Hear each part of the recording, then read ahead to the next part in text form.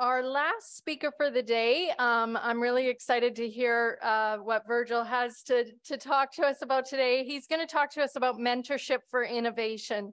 And Virgil Lowe has been actively involved in the beef industry his entire life. Currently, he works with TELUS Agriculture and Consumer Goods Animal Health Team and manages Granite Cattle Incorporated, a small cattle feeding company focused on sourcing calves based on historical data. In the past, he has held a variety of roles, including business manager of Verified Beef Production Plus, where I first got to interact with Virgil. And prior to that was a lawyer with Denton's Canada in Calgary. Virgil has also maintained various volunteer roles over the past 10 years, including as a Calgary Stampede Agri-Food Committee member and as the chair of the Canadian Beef Industry Conference. Virgil grew up on his family's ranch feedlot near Nanton, Alberta, where he now lives with his wife, Emily, and his adorable little daughter, Juniper. Please join me in welcoming Virgil. Thank you, Sandy. Excuse me, I apologize for my voice in advance. I woke up on Thursday morning without one, so I thought maybe we might have a chat GTP experience if it didn't come back, but we don't have to experiment with that. I appreciate the opportunity to speak to the group today. I'm going to be focusing on a topic that I actually found kind of difficult to come up with a presentation for, but an important topic, I think. And based on how old I am, I'll be speaking mostly from the mentee perspective of this relationship. And so any of the mentors in the room may prove me wrong at cocktail hour after the presentation, but if so, listen to them, not me. That's the theme. As Sandy mentioned, she gave my CV, so that was helpful. I forgot about that when I put this slide in. I will point out, though, I do work right now with TELUS Agriculture. This presentation isn't really about TELUS Agriculture, but they have really nice slide backgrounds, so that's why it says that on top. And if anybody has any more questions about it, feel free to ask me or the rest of our team here. The central message of this slide is that I've had a career in the beef industry that's not very typical for many young people in the industry. I've bounced around from a few different places, but the central theme has always been trying to do new things and make the beef industry better. This picture here is from one morning 3 or 4 years ago when I was reading bunks at the feedlot before I carried on up to Calgary for either VBP or TELUS. I can't remember which job, but I like to use it in these presentations to kind of show the two halves of the world. And then I've flagged a couple of the more central roles I'll speak to in the past experiences piece. The co-founder of Sendero, that's really related to Granite, the company referenced in the introduction. And that's a startup company that has had a interesting path and has an interesting lesson on mentorship that we'll touch on. That company still exists today, though, like we mentioned in the introduction, it's quite small, much smaller than we would like. And the Canadian Cattle Youth Council is another volunteer role that I took on like 12 years ago or something. And so I get to use it later as an example of how mentorship has helped change a process and deliver innovation. And it's the only one that's old enough to actually see how it's working. Before I get into those specific examples, I just wanted to talk about what I came up with is why mentorship's important to innovation. So starting off with the theme of this whole session this afternoon is open social innovation, being the practice of utilizing participation from multiple stakeholders in the process from generating ideas to scaling solutions. So that all sounds good, but why does that actually matter? And I actually saw this quote on the weekend highlighting how critical it is that the actions that we're taking are right, for lack of a better word, or accurate. And a good way to know, or following consensus is not a good way to know if things are right. Rather, it's having accurate first principles and using those principles as a foundation for critical thinking and innovation. Innovation requires the generation of new ideas and some energy to make it happen. young people are particularly good at new ideas and energy. The problem is it's not just those two things. In order to actually create meaningful innovation that helps the world or your business or your community or your industry or your country, the ideas need to be guided to a certain degree. And so they need, and that's really critical when it comes to scaling. If you choose the wrong idea and try to scale it, it doesn't actually solve a problem, and it doesn't scale because nobody wants to do it. And so that's where I think mentorship plays the most important role in innovation, is it helps to direct all that energy and excitement that the innovator might have into a direction that is solving a real world problem, and more importantly, can solve that problem in a real scalable way. This is where I'm going to talk about my few examples.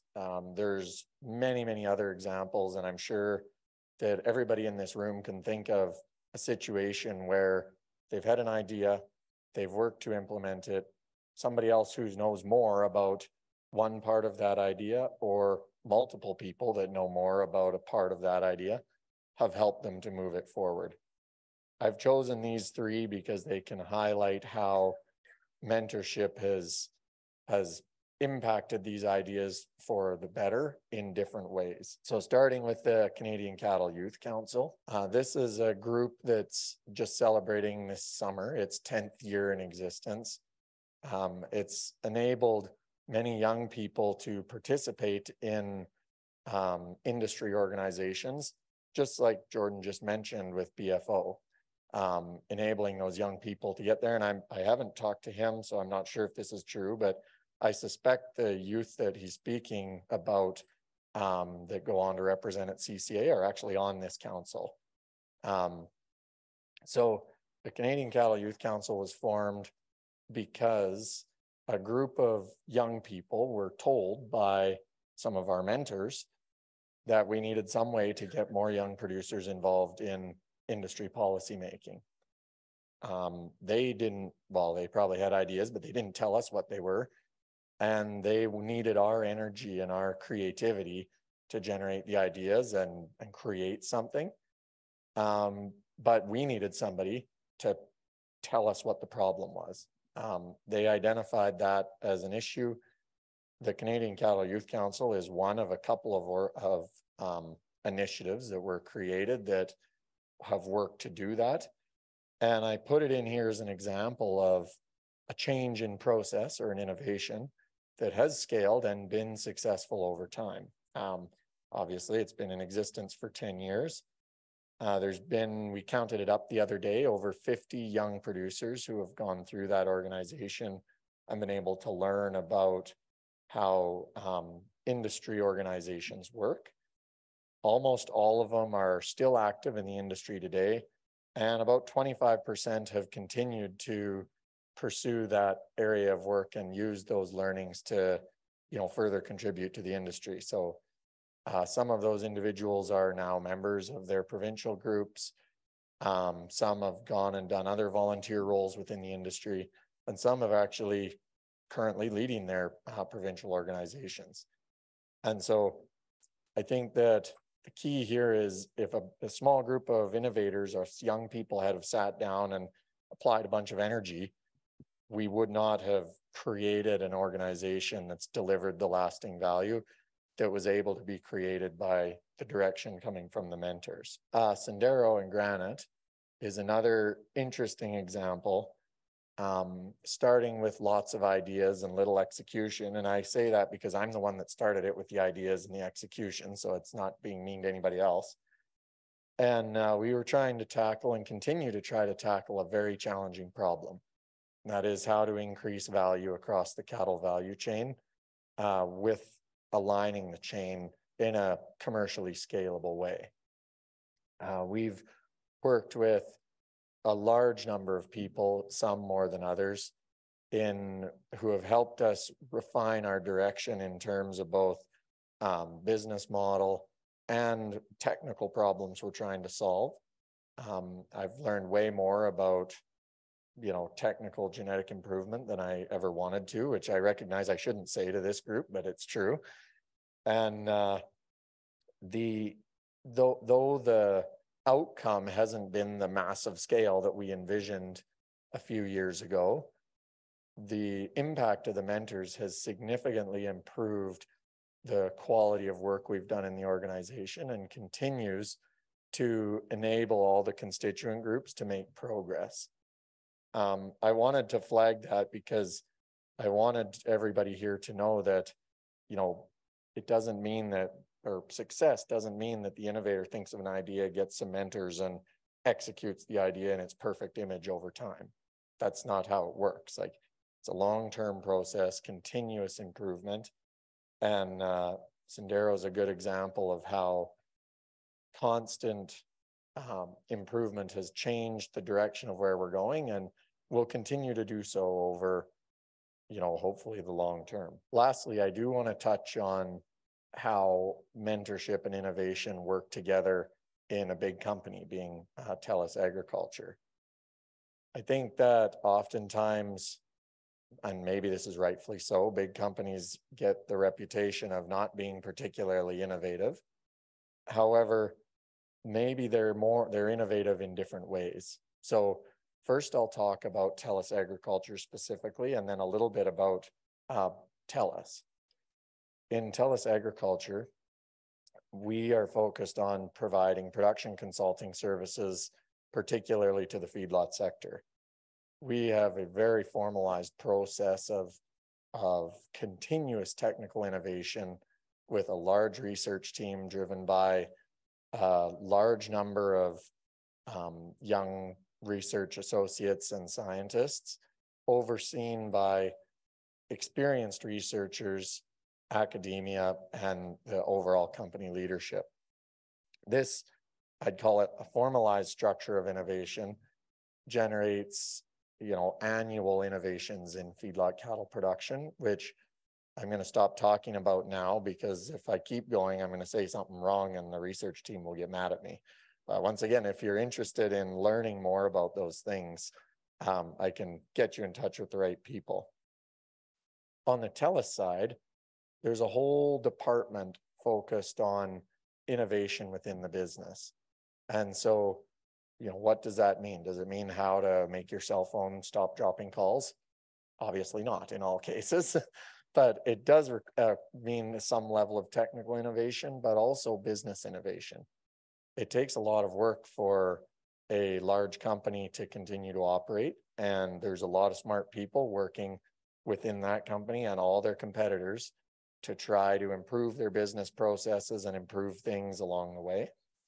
And TELUS has a formal process of innovation involving idea generation, idea connection, and idea scaling that gets significant time and effort from senior leadership all the way down through the organization. I think it's important to note here as well that in terms of sort of the open social concept of our theme, both of these groups are not closed systems.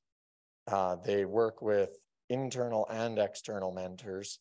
The individuals who are trying to drive the innovation learn both, from their more senior members within the company, as well as experts in other parts of the industry, academia, and, when they're watching the news on Saturday morning, eating their cereal in some cases. And then lastly, the funnel of new innovations that are driven by this work is critical for the value proposition, for our clients, especially in animal agriculture, as well as being able to deliver our services ever more efficiently and more optimally so that we can continue to add value for customers and shareholders. So I did mention that this talk is going to be directed to the mentees and focusing on that side of the ledger, because I'm not old enough to spend much time on the other side, nor do I know enough about anything.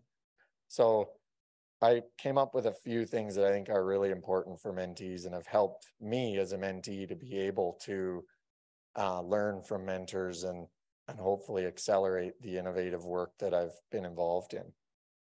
The first one is continue to look at whatever processes you're supposed to be in charge of or responsible for. And look at what you're doing, look at what other people are doing, and never discount what any other group is doing without fully understanding it. This is a great place for mentors to help, because if you don't have 30 years of experience in something, which is quite difficult if you're only 30 years old, you can look and learn from others and use a mentorship or relationship to help validate your assessments of things you learn, and pick the ones that need more study and more searching, and not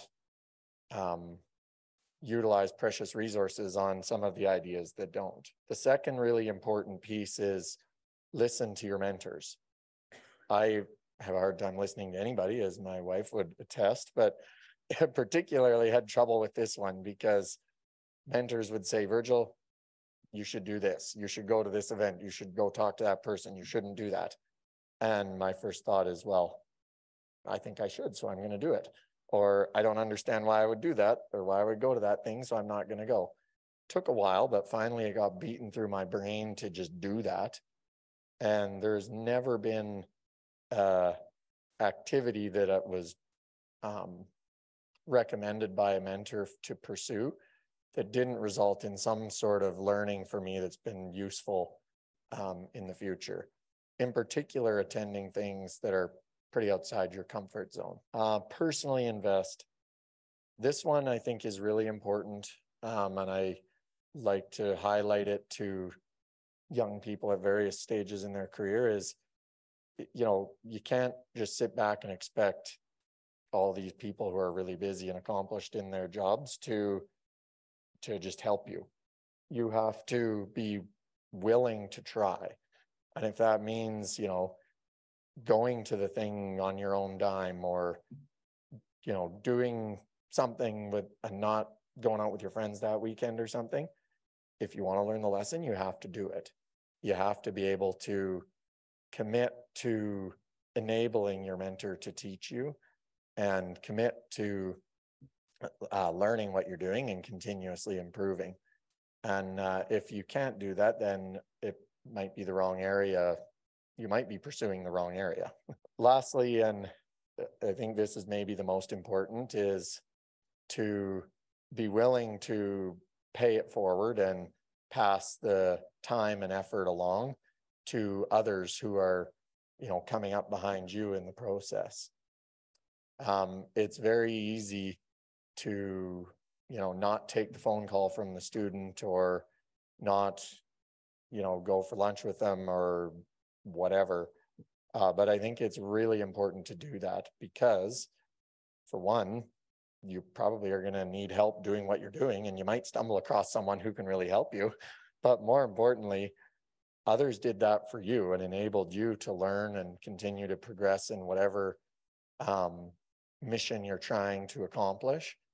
And so that person is in the same boat. If there's somebody who's interested and willing and wants to learn from you, I think it's an obligation, if you've received support from mentors in the past, to provide that support going forward. And that is what I have. So if there are any questions, I'm happy to take them. Thank you. My name is Ken Odie. I'm from South Dakota, and I've got a few thoughts that I'd like you to respond to. It seems to me one of the most important things that a mentor can do for a mentee is help them develop confidence. And as they develop confidence, then they begin to take on more on their own, and begin to then grow more from that kind of experience. Would you comment on that? Yeah, I think that makes sense. I think that it kind of depends on the mentee as to how that confidence needs to be developed. I might be well, I definitely am speaking from my own bias and my own perspective. And in my case, I was happy to just blaze away, not knowing what I didn't know. And I think in other cases, enabling people to be more confident to do that and learn on their own is quite helpful. And kind of a follow-up to that, it seems to me that especially in small business, if you look at a lot of the people that have been particularly successful in small business, they've actually experienced failure. And I've always thought that experiencing failure is a really important part of an education that ultimately creates a greater likelihood for some kind of success. So does that make sense? Yes, 100%. I think I think when you're young, the critical thing you don't have is experience, both good and bad. I should have mentioned that. And it's probably more important to try things and have them not work than try things and have everyone work. So yeah, I would totally agree. And I guess the message then is don't quit if you experience that failure.